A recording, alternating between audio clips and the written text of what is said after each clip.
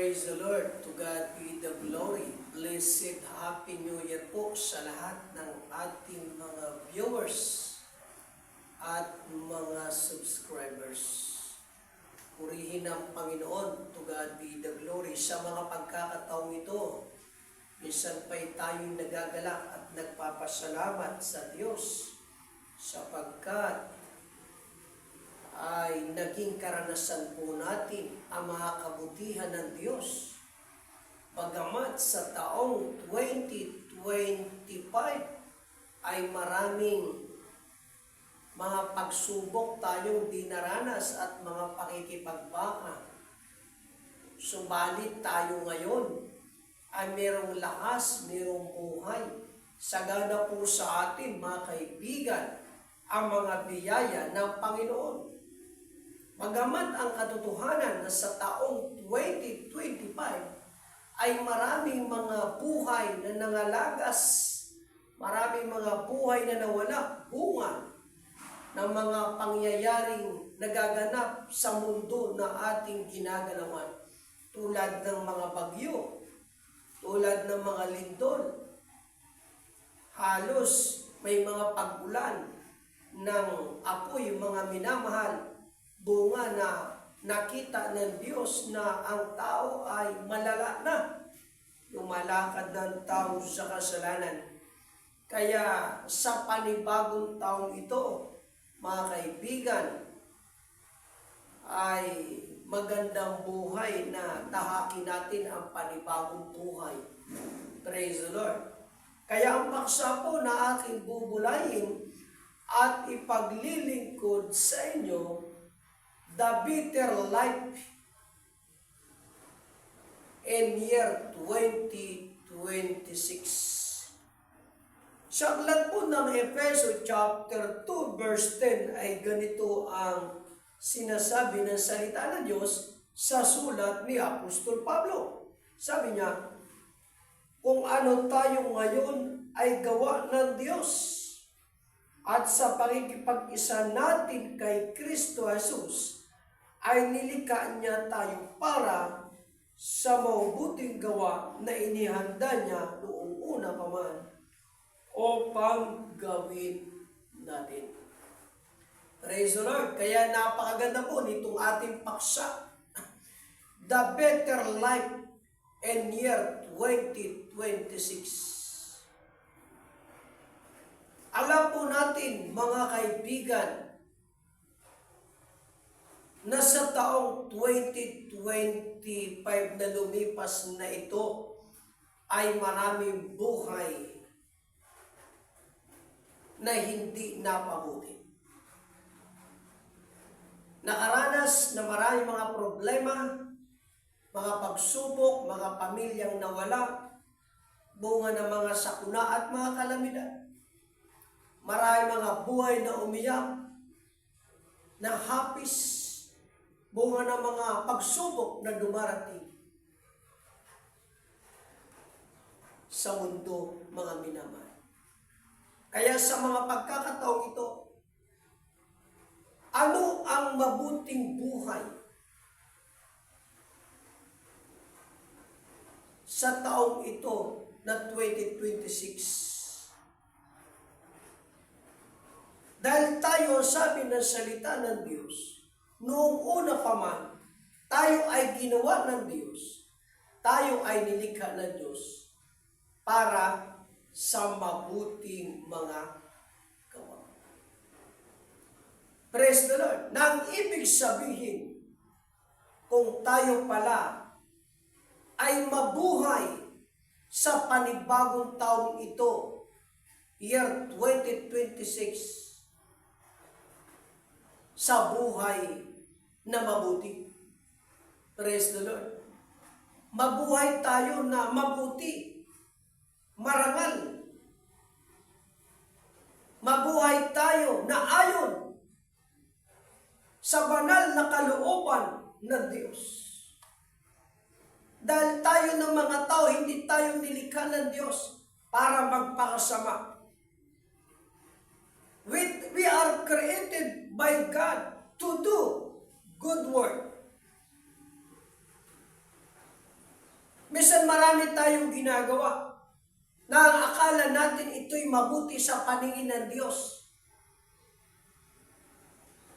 Pero ito pala ay masama sa paningin ng Diyos.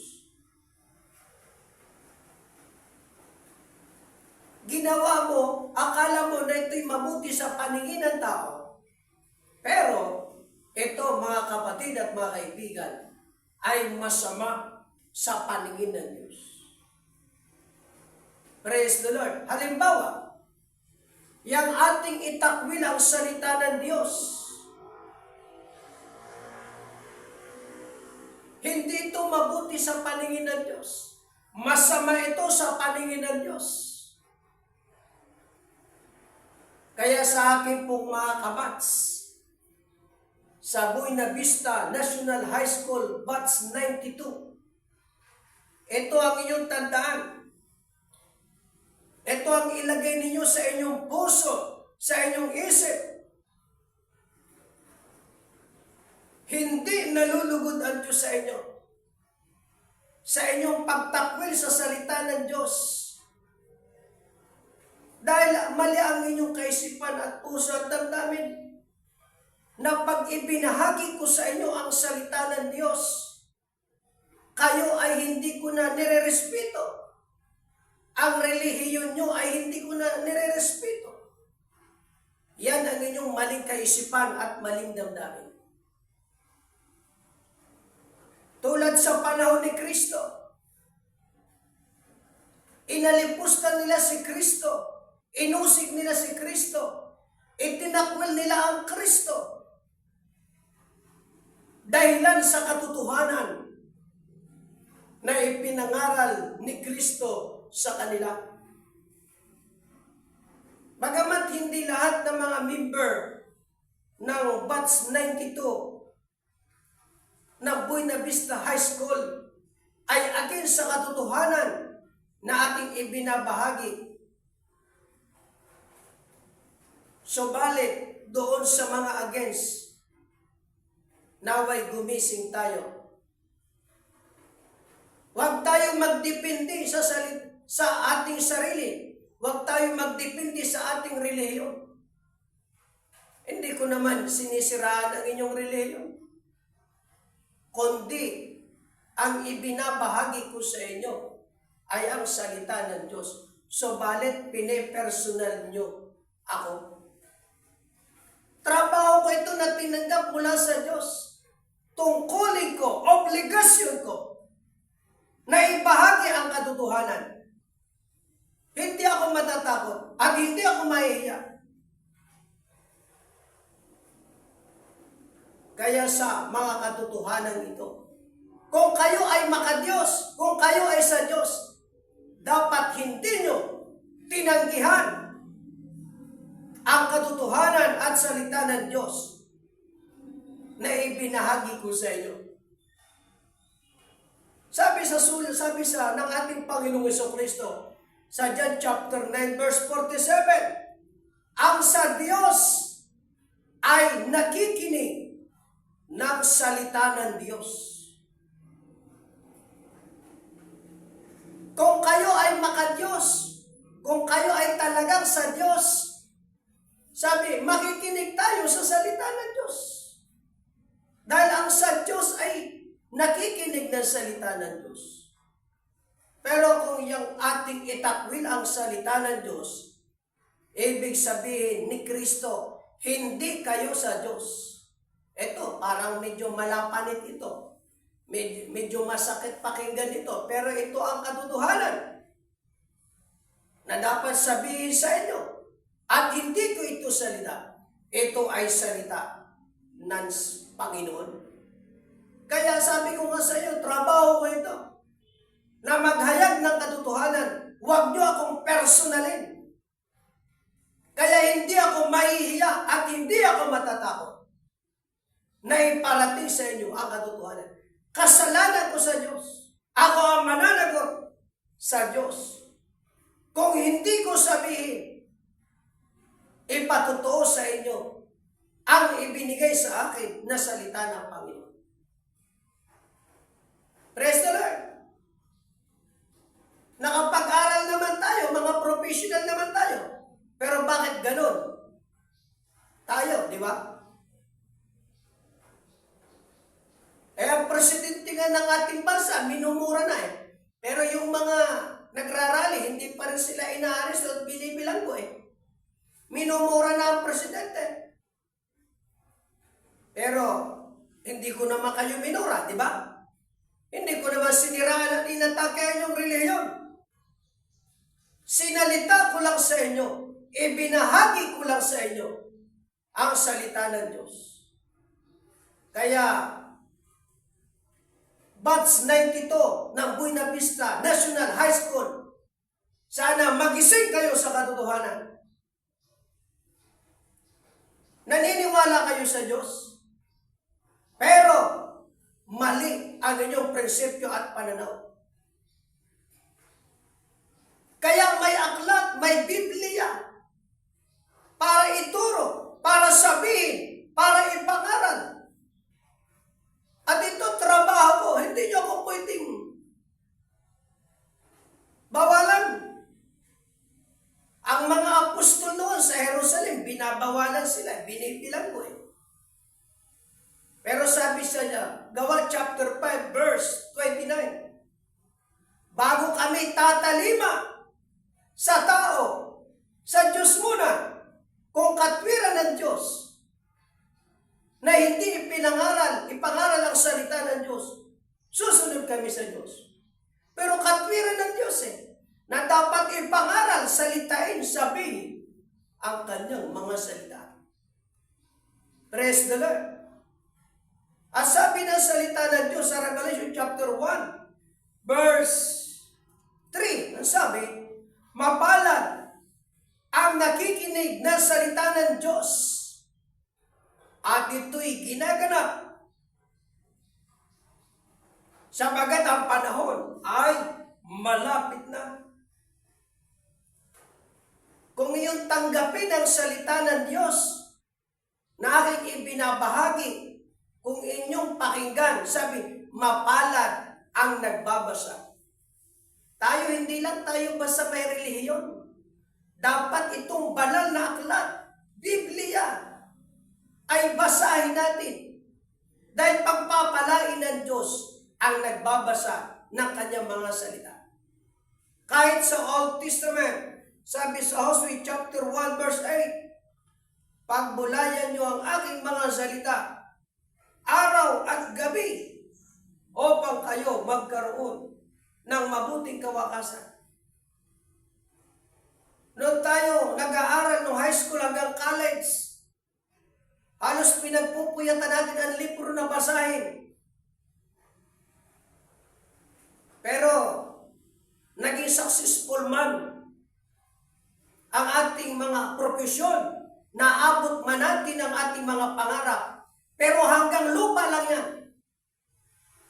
Hanggang lupa lang yan. At tingnan nyo ang ating batch president. Proud tayo, successful ang kanyang profession. Pero ang kanyang pamilya, kumusta? Di ba? Tahimik ba? Payapa ba? Namatay siya, hindi malaman kung ano ang nangyari.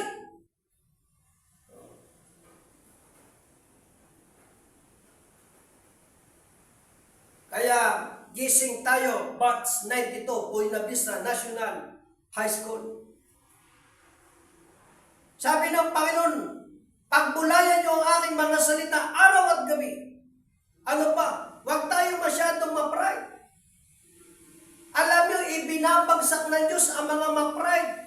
Mga mapagmalaki, masyadong mapagmataas. Mapalad ang mga mapagpakumbaba. Ang nagpapakumbaba, itinataas. Subalit, kung yung mga taong nagmamataas, ibababa ng Diyos yan. Ibabagsak sila ng Diyos. Hanggang doon sa kanaliman, sa walang hanggang apoy na kapahamakan ng impyerno ng walang hanggan. Batch 92 ang inyong relihiyon, hindi makapagliligtas sa inyo. Hindi rin makapagbabago sa inyong mga buhay yan. Hindi makapagbabago sa inyong mga buhay. Ako sa biyaya ng Diyos. Dati rin akong Katoliko. Pero, ang buhay ko, lalong na-impluwensya ng kasalanan, masamang bisyo, hindi naging tahimik at payapa ang buhay ko. Subalit na makilala ko ang Panginoon, ang katotohanan, sabagat hinanap ko ang Diyos. Sinaliksi ko ang kasulatan. Hindi ako naging ma-pride, naging open-minded ako. Kaya ipinasumpong sa akin ng Diyos ang katotohanan. Praise the Lord. To God be the glory. Sabi ng salita ng Diyos sa Juan chapter 5 verse 39, saliksikin niyo ang mga kasulatan. Sa mga ito'y meron kayong buhay na walang hanggan. Kung kayo hindi mapagsiyasat sa banal na kasulatan sa Biblia, kung kayo hindi maghanap, hindi nyo hanapin ang Diyos, hindi nyo hanapin ang katotohanan, hindi nyo makikilala ang tunay na Diyos. Pag hindi nyo kilala ang Diyos, hindi nyo alam ang katotohanan, wala kayong kaligtasan, wala kayong buhay na walang hanggan. Sabi sa aklat ng Juan 17, talatang 3, at ito ang buhay na walang hanggan, na ikaw ay makilala nila, na iisang Diyos na tunay, at siyang iyong sinugo sa mga tuwid bagay, sa Jesucristo. Pag hindi mo alam ang katotohanan, hindi mo kilala ang tunay na Diyos, wala kang kaligtasan, wala kang pangako na walang hanggang buhay. Sa madaling salita, hindi ka makakapasok sa kaharian ng Diyos.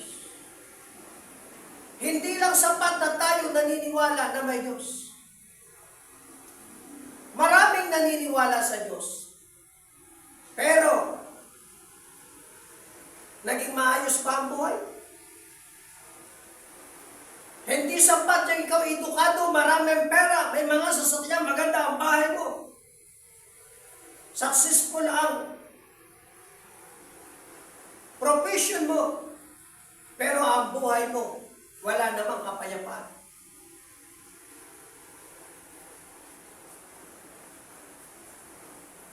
Kaya, mga kaibigan, sa mga pagkakataong ito, gumising tayo. Sa panibagong taong ito, hindi lang tayo basta naniniwala sa Diyos. Hindi lang tayo basta may relihiyon. Dapat we have good relation unto the Lord. Mabuti ang relasyon mo sa Diyos. May connection ka sa Panginoon. Dahil hindi lahat naniniwala sa Diyos, may reliyon, mabuti ang relasyon sa Diyos. Sa John chapter 1 verse 12, datapot ang lahat na sa Kanya'y nagsitanggap ay pinagkalooban niya sila ng karapatan maging mga anak ng Diyos sa mga tuwid bagay, ang mga nagsisampalataya sa Kanyang pangalan. Pag ikaw anak ng Diyos, tayo anak ng Diyos, mabuti ang relasyon mo sa Panginoon. Ang anak ay malapit sa kanyang ama. Ang ama ay malapit sa kanyang anak. Yun ang relasyon nila. Kaya tayo, pagka tayo anak ng Diyos, aarugain ka ng Panginoon. Papatnubayan ka ng Diyos. Iingatan ka ng Diyos. Gagabayan ka ng Diyos. Pero batch 92, alam nyo, hindi lahat ng tao anak ng Diyos. Sabi ng ating Panginoong Jesucristo sa John chapter 8, verse 44, kayo'y sa iyong amang ang dyablo. Yung mga anak ni Abraham, nalaban kay Kristo, inaalipos na si Kristo, itinatakwil si Kristo.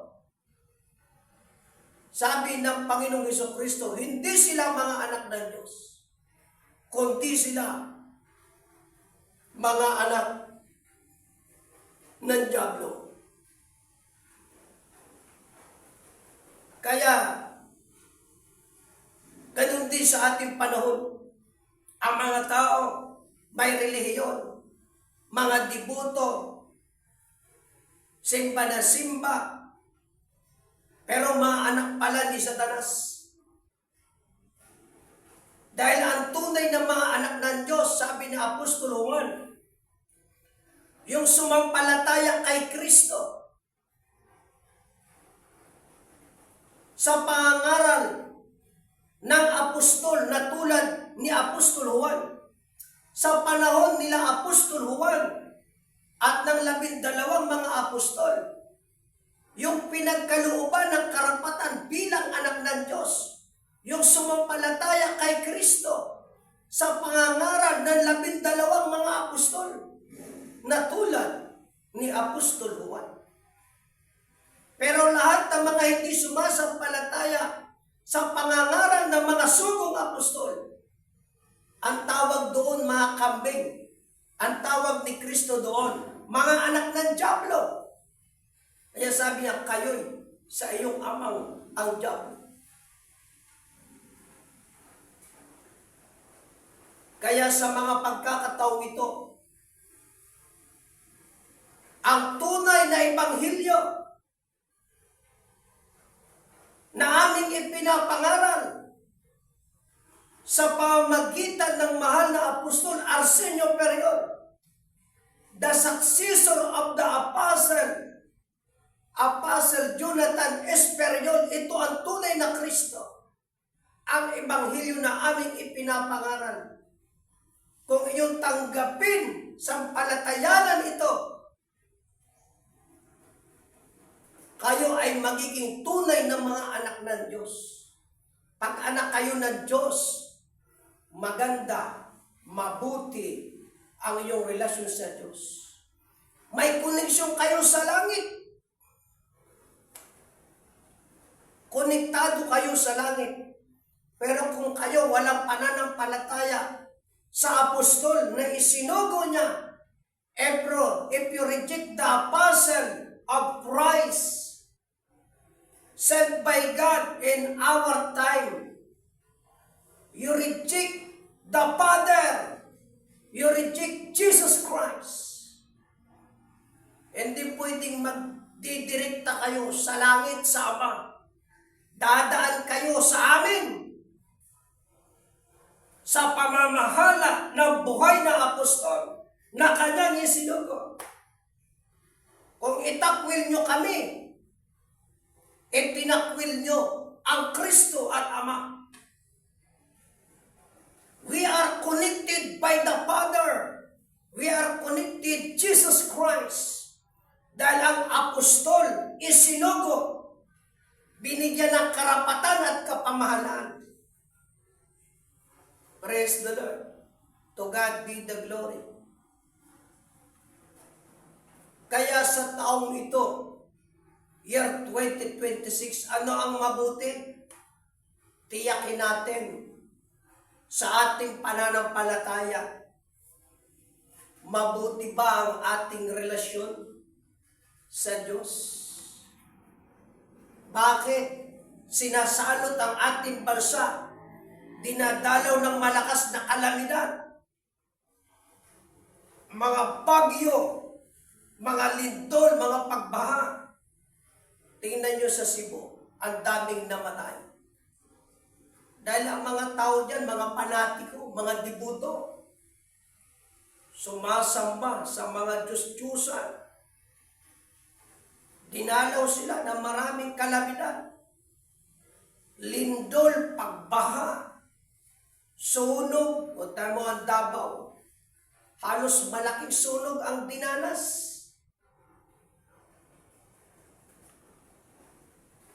Kaya kayo ng mga Duterte, magsisi na kayo. Magpakumbaba na kayo. Hindi puro pamumulitik ang ginagawa nyo.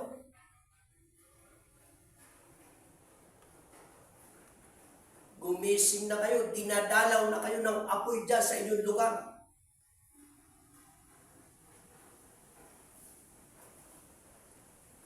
Praise the Lord. Glory to God. Gising, magpanibagong buhay tayo. Kumusta ang ating relasyon sa Diyos? Sa taong ito ng 2026, dapat maging mabuti ang ating relasyon sa Diyos.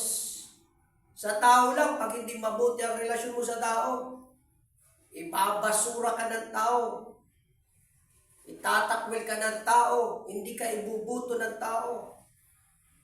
Pag ikaw politiko, ang hangad mo lang magpayaman, magnakaw sa kabangyaman ng bayan.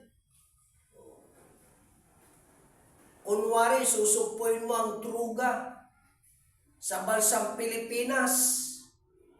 Anak mo, promotor ng droga. Ikaw din pala, promotor ng droga.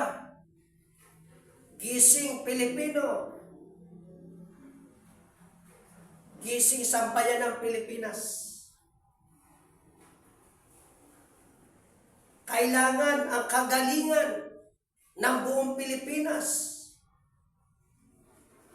gumaling sa sakit ng kasalanan. Kasalanan nagpapahirap sa ating bansa. Ang pagpatay, kasalanan. Pagnanakaw, kasalanan. Kayo na mga magnanakaw na mga congressman, mga senador. Sumuko na kayo, bayaran nyo ang kasalanan nyo. Kahit kayo tago ng tago, may panahon din kayo, masasakuti kayo.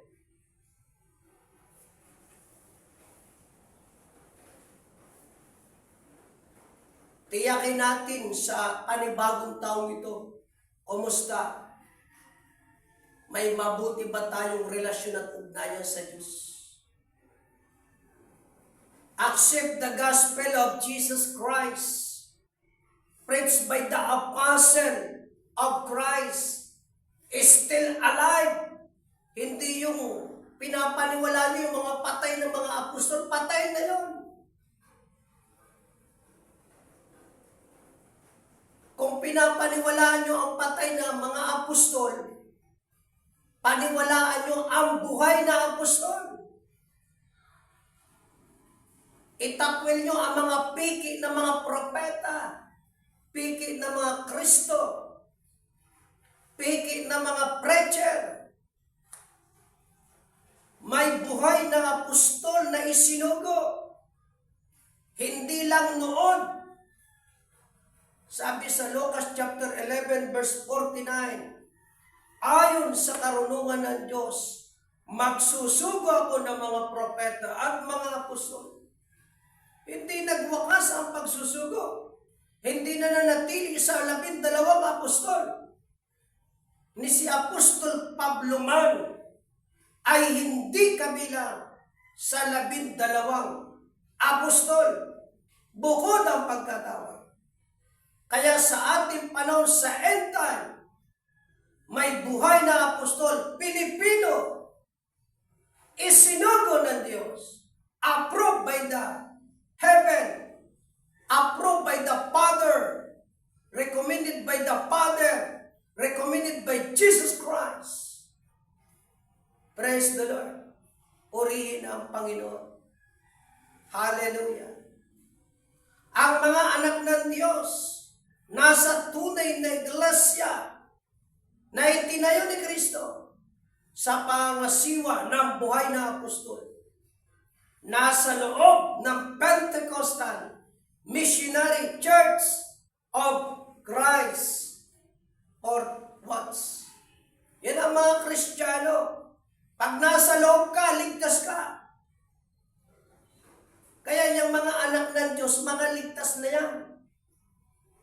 Kailan nila tinanggap ang kaligtasan?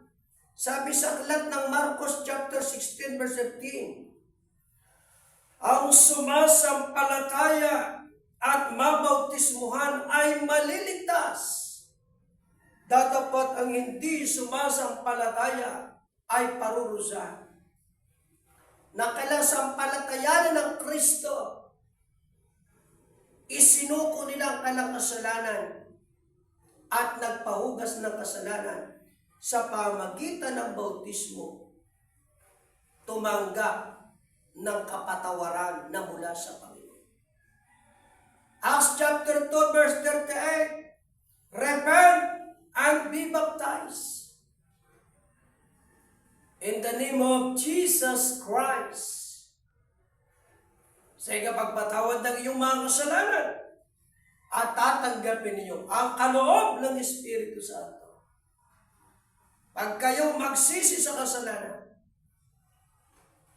talikuran ng kasalanan, ang masamang bisyo, lahat na, ang pakikiapid, pangangalunya, sugal, sigarilyo, alak, lahat ng makasagliputang gawa, dapat nating talikuran at tayo mag-decide, magpasya na ang buhay natin ipaglingkod sa Diyos, sumunod sa Diyos, magpasakop sa Diyos sa pangangasiwa ng kanyang mga apostol. At ang apostol na isinugo ng Diyos sa ating panahon, may mga kasama. May propeta, may ibanghilista, may mga pastor at mga guro, may mga presbyter. At tayo, kahit ganito lang tayo, mababa ang tingin sa atin ng tao, hamak lang tayo. Pero, biyaya ng Diyos na tayo tawagin at ilagay sa iglesia.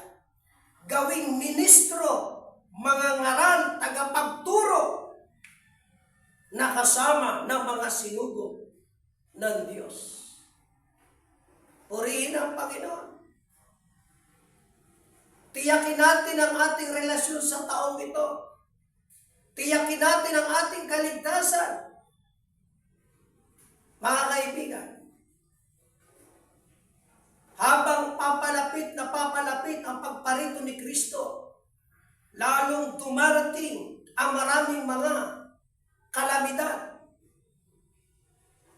mga masamang pangyayari sa ating sanlibutan. Praise the Lord. To God be the glory. Hallelujah. Receive Jesus Christ.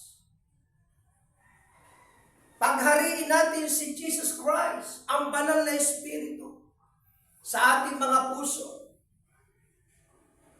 Praise the Lord. Maghahari sa atin ang Espiritu Santo. Pagka sumuko tayo, magsisi tayo, handa tayo magpasako at maglingkod sa Diyos. Yan ang pinakamabuting, sabi, the better life in year 2026. Meron kang magandang relasyon sa Panginoon. Tiyakin mo, ikaw ba anak ng Diyos? Sa John chapter 1 verse 12, o ikaw ay anak ng Diablo. John chapter 8 verse 44. Hindi ko salita yan. Salita ni Kristo yan. Pag ikaw laban sa apostol, laban ka kay Kristo. Pag ikaw ay laban sa ipinapangaral ko na ito, kalaban mo si Kristo. Kalaban mo ang Diyos. Kalaban mo ang banal na Espiritu. Yan mga kaibigan. Tandaan ninyo. Sumuko tayo sa Diyos. Magpakumbaba tayo. Toldok lang tayo sa ibabaw ng lupa. Kung ano ka meron ngayon, hindi mo pwede may pagbabayabang yan. Pag namatay ka, hindi mo madadala yan. ni ang relihiyon mo. Hindi ka madadala niya sa langit ng relihiyon mo. Hindi ka kayang iligtas ng relihiyon mo. Batch 92, itong tandaan nyo. Pero tinitiyak ko sa inyo, itong Ebanghelyo, itong Kristo na aking ipinapakilala sa inyo,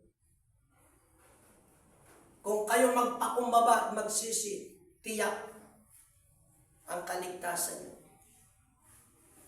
Praise the Lord. Number 2, the better life in year 2026. Yang buhay na pinalaya sa kasalanan, binago. Baka hindi nyo alam ang history ng buhay ko. Nung ako'y nag-aral ng high school, magkakabats tayo. Hindi pa ako gaanong lulong sa kasalanan noon, sa bisyo, ng pag-inom, ng pambababae, ng sugal. Pero nung ako'y mapunta ng Maynila, nagtrabaho, nagplano din na mag-aral, pero hindi nakapag-aral ng kolehiyo, nalulong sa maraming bisyo, pagkasahod, bisyo, punta ng beer house, diskuhan, inuman. Pero salamat sa Diyos. Dahil pagka ikaw pala may pusong maka-Diyos, kahit nalululong ka sa kasalanan, pag may plano sa iyo ang Diyos, darating ang panahon, ilalagay ka sa maayos na kalagayan, sa tama, sa tunay na paglilingkod. At naranasan ko ang tunay na pagbabago ng aking buhay.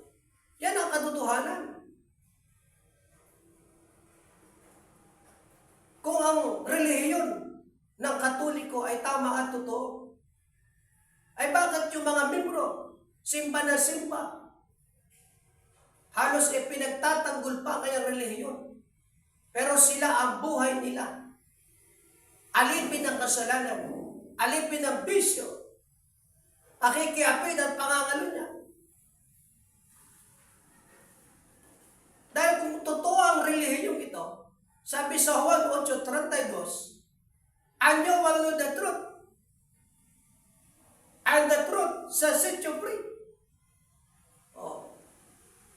Ang mga taong nakakilala sa katotohanan, pinalaya sa kasalanan, sa masamang bisyo. Pansin ninyo, ang debater ng Roman Catholic Church na si Darwin Widgano, manginginom din.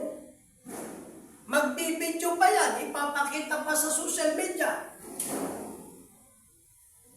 Pero ano ang gamit? Biblia. Diyos. Yan ba ang preacher? Ang tunay ng mga lingkod ng Diyos. Saan mababasa na ang mga apostol manginginom ng alak? Mga lasinggo.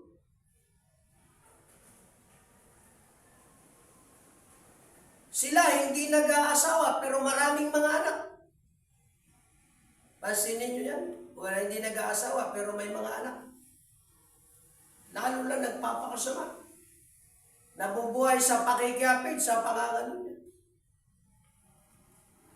Puro pakikipagdebate-debate, pero ang buhay nila, walang isang marangal at mabuting halimbawa na ipapakita sa tao.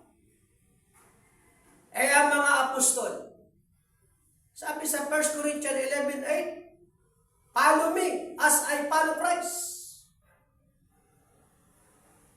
Ang mga apostol, halimbawa yan sa kabanalan, sa paglilingkod. Nilalakaran nila ang daan ni Kristo. Tinutularan nila ang buhay ni Kristo. Pansinin nyo, si Apostol Arsenio Perion, may nabalitaan ba kayo na may kaso sa adultery? Sa rape? Sa korupsyon? ni ang mga pananalapi at offering ng Panginoon sa iglesia. Pinangasiwa niya na may katapatan. O, diba?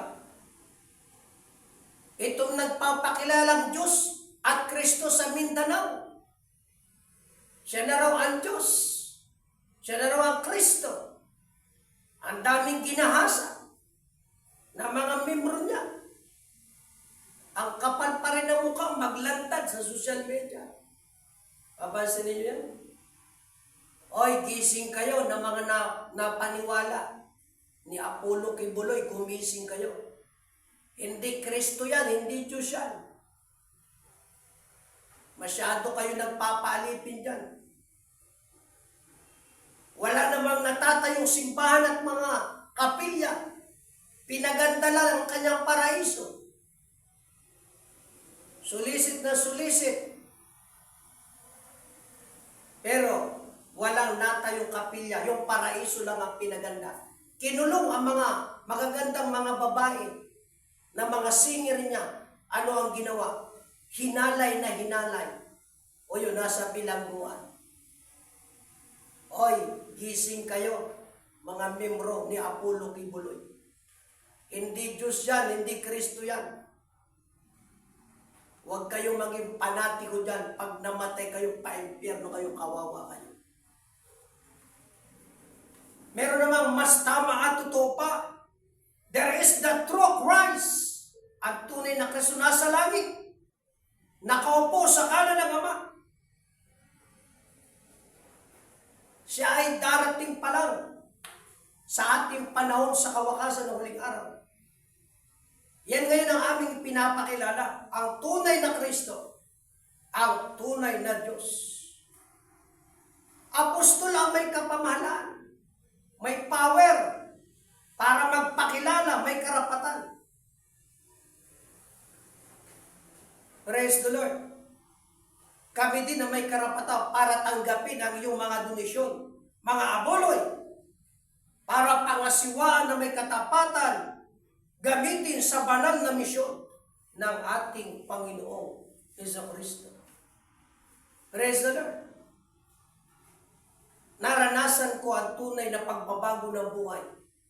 Kalayaan sa kapangyarihan ni Satanas, kalayaan sa kasalanan, sa bisyo, sa alak, sugal, drugs, sigarilyo, babae. Bakit nakilala ko ang katotohanan? Bakit? Walang katotohanan sa dating relihiyon na kinabilangan ko. Ano ang relihiyon mo? Brother, dati bago ka, naging ganyan. Dati tayong member ng Roman Catholic Church. Ang tatay ko'y albularyo. Ang nanay ko'y dibuto na Romano Katoliko. Dito ko nakilala ang tunay na Diyos. Dito napabuti ang buhay ko sa biyaya ng Diyos. Na bago naging marangal, binanal tayo ng Diyos sa biyaya ng Panginoon. Nagkaroon tayo ng tiyak na kaligtasan by the grace of the Lord. 2026 na, hindi na magtatagal. Darating na ang Panginoon. Gising tayo, darating na ang Panginoon. Hindi sasantuhin. Walang sasantuhin ng Panginoon. Kahit ang mga relihiyon mo, relihiyon nyo, mga sikat na mga relihiyon, kilala ng mga relihiyon, hindi sasantuhin ng Panginoon yan. Bakit? Hindi sa Diyos yan. Walang makakasangga sa galit ng Diyos. Mga kaibigan. Praise the Lord. Kaya sabi, ayon sa aklat na 2 Corinthians chapter 5 verse 17, ang sinumang na kay Kristo ay bagong nilalang. Ang mga dating bagay nagsilipas na. Narito sila'y pawang naging mga bago. ang mga Kristiyano sa Korinto, nang tanggapin nila ang Kristo, nang tanggapin nila ang pangaral ni Apostol Pablo, binago sila. Like me, nang tanggapin ko ang Kristo sa pangaral ng Apostol, nabago ang ating buhay. Praise the Lord. To God be the glory. Gusto nyo mabago ang iyong buhay? Tanggapin nyo ang Kristo, ang tunay na Kristo. You believe the apostle, he is the prophet of the Lord, true prophet of God, sent by the Lord in our time. Gawa chapter 3, verse 20. Ang hindi sumampalataya sa propeta ng Diyos, papatayin. Papatayin ang hindi sumampalataya propeta ng Diyos. Hindi kumilala. Hindi magrespeto. Acts chapter 3 verse 20. Ganito ang sinasabi ng salita ng Diyos. At nang sa gayon ay sumapit ang panahon ng pagpapanibagong lakas mula sa Panginoon. Susugoy niya sa Jesus, ang Kristong hinirang mula panahong una para sa inyo. Siya'y dapat munang manatili sa langit hanggang sa dumating ang pagbabago ng lahat ng mga bagay. Ayon sa pinahayag ng Diyos sa pamagitan ng kanyang banal na propeta mula pa noong una, pagkat sinabi ni Moises, mula sa inyo ang Panginoon inyong Diyos ay pipili para sa inyo ng isang propetang katulad ko. Sundin ninyo ang lahat ng kanyang sasabihin sa inyo. Ang sino mang hindi sumunod sa propetang iyon ay ihiwalay sa bayan ng Diyos at lilikulin. Ang hindi sumunod sa propeta ng Diyos, ihiwalay sa bayan, papatayin. Kaya, gising, Luzon, Visayas, Mindanao, the people of the world, if you don't believe the true prophet sent by God, if you don't accept the prophet and the apostle of Jesus, papatayin kayo sa walang hanggang apoy ng impyerno. Lucas chapter 10 verse 16, ang nakikinig sa inyo ay nakikinig sa akin. Ang nagtatakwil sa inyo ay nagtatakwil sa akin. You reject the false prophet, false Christ. Talikuran na natin ang pagpapakunwari, ang pagsamba sa Diyos-Diyosan na gawa ng kamay ng tao. Mga kaibigan, hindi kayo kayang iligtas ng mga rebulto. Ang mga apostol hindi gumawa ng rebulto eh. Hindi sumamba sa rebulto ang mga apostol.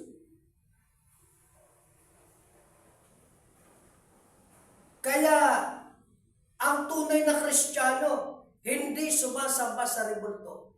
Hindi lumuluhod sa rebulto. Mga kaibigan. Praise the Lord. The better life in year 2026. Buhay na bago na kay Kristo. Pinalaya sa kasalanan.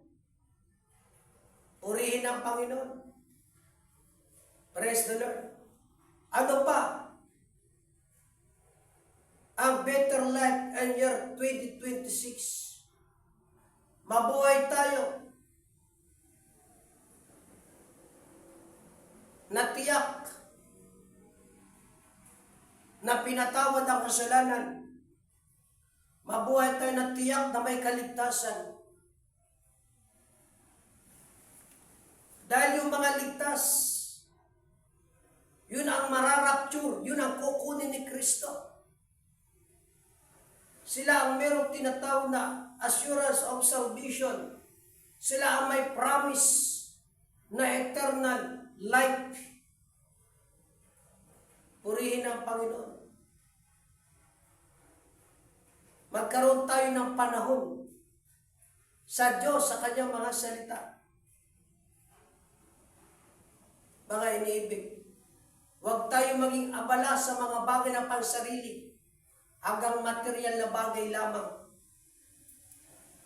Praise the Lord. Siguraduhin natin ang ating pananampalataya, ang ating kaligtasan. Tiyakin natin ang ating buhay dahil tayo estranghero lang sa mundong ito. Hindi tayo mananatili sa lupa. Ilapit natin ang ating sarili sa Diyos. The better life in year 2026. We have the promise of eternal life. John chapter 5 verse 24. Ito ang tandaan ninyo, batch 92. Buena Vista National High School, batch 92. John chapter 5 verse 24. Katotohanan sinasabi ko sa inyo, ang dumirinig ng aking mga salita at sumampalataya ay may buhay na walang hanggan. Makinig kayo sa salita ng Diyos. Magpailalim tayo sa salita ng Diyos. Tanggapin natin ang katotohanan. Ano ang pangako niya? We have the promise of eternal life. Purihin ng Panginoon. Kaya naway ang content na ito, ang salita na binahagi ko sa inyo, magpakumbaba tayo. Makasampalataya tayo.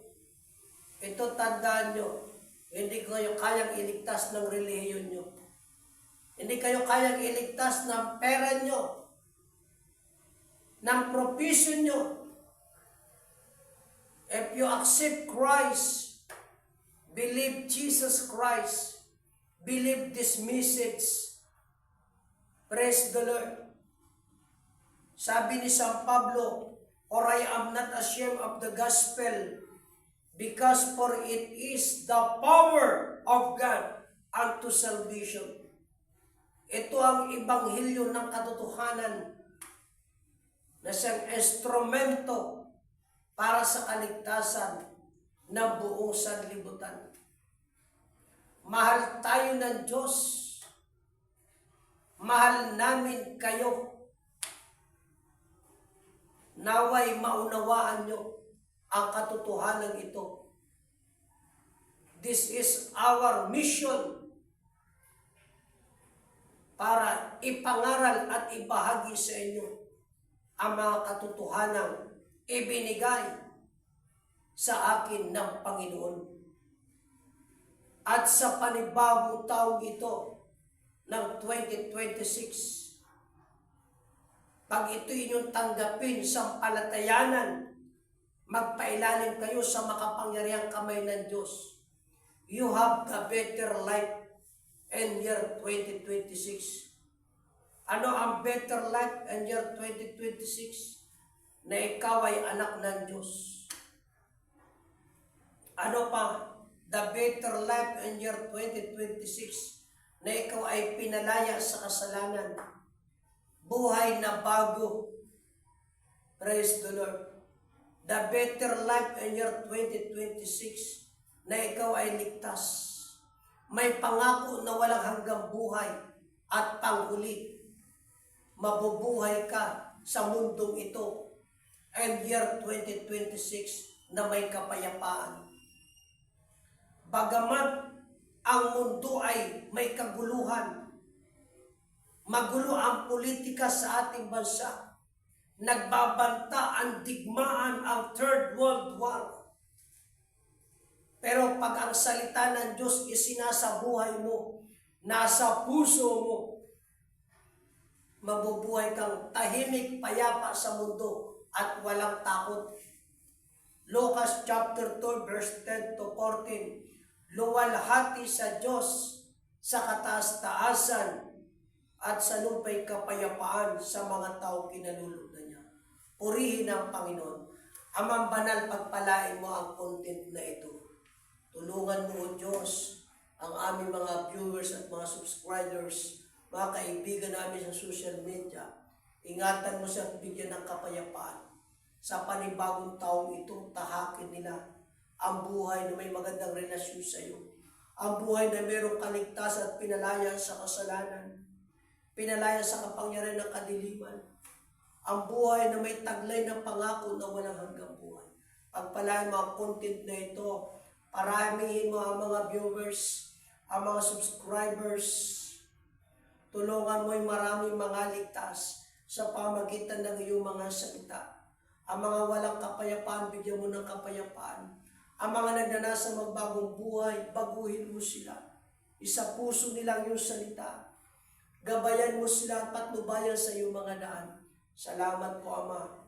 This is our prayer in Jesus' name. Amen. Praise the Lord. Naway sa content na ito, mga kaibigan, ang masaganang pagpapala, biyaya, kapayapaan, pag-iingat na Diyos sa taong 2026 na ito, sumaatin, purihin ang Panginoon. To God be the glory.